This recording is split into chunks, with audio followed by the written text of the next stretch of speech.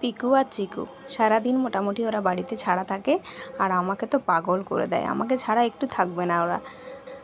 আর এত সুন্দর মিষ্টি করে ডাকে না, তোমরা খাঁচায় ওকে বন্ধ করে রাখতেই পারবে না। ইদানিং দেখছি মাঝে মধ্যে এদিক সেদিক ওরা ঘুরে বেড়াচ্ছে, মানে কোনো একটা স্পেসিফিক জায়গা খুঁজছে, মানে ঢোকার জন্য আর কি। আর বিশেষ করে যেগুলো অন্ধকার জায়গা সেগুলোতে যেতে চাইছে। তো আমি বুঝতে পারছিলাম না যে ও মানে কি করতে চাইছে। তারপরে দেখো এই যে ছোট ছোট টিস্যু পেপারগুলো ও নিয়ে যাচ্ছে, নিয়ে গিয়ে একটা বাসা বানানোর চেষ্টা করছে। সেটা কেন করছে বুঝতে পারছিলাম না।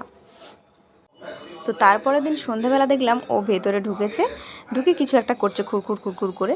তারপর লাইট জ্বেলে দেখলাম ও মাও তো ডিম দিয়েছে। মানে এত ছোট বয়সে দেবে ডিম বুঝতে পারিনি, ওই জন্য হাঁড়ি টাড়ি দেওয়া হয়নি। তো ওই যে ডিম টিম দিয়ে এসে তারপর বাইরে বেরিয়েছে। তো ওকে আমি বলছি, পিকু চলো আমাকে দেখাবে, চলো কোথায় ডিম দিয়েছো। তো আমাকে নিয়ে যাচ্ছে। আর ভীষণ কথা বোঝে, কোনটা বকছি কোথায় ডাকছি, হ্যাঁ সব মানে সব বোঝে ওরা।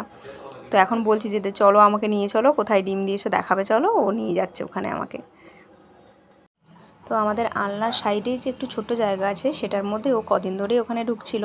আর কদিন ধরেই ওই সব জিনিসপত্র নিয়ে গিয়ে ওখানে একটা বাসা বানানোর চেষ্টা করেছে।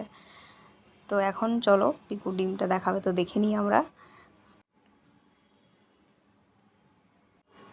তো ওর জন্য একটা হাঁড়ির ব্যবস্থা করতে হবে। তো সঙ্গে সঙ্গে আমি ওকে বললাম যে একটা যাও গড়িয়া থেকে একটা হাঁড়ি নিয়ে আসো, কারণ ডিমটা তো এইভাবে রাখা যাবে না, কারণ এখানে ঝাড়ু টাড়ু লাগতে পারে, গিয়ে ফেটে যেতে পারে বা ওরাও ফাটিয়ে দিতে পারে, শক্ত জায়গা তো।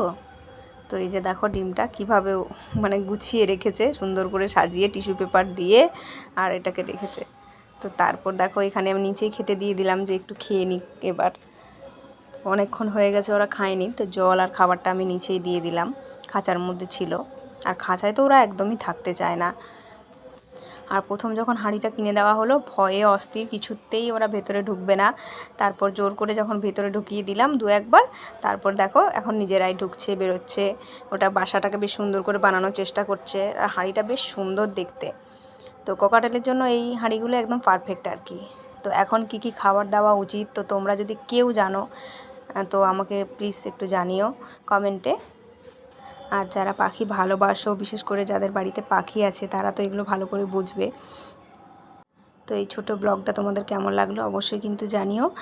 আর পরের আপডেট তোমাদেরকে দিতে থাকবো যে কি হচ্ছে।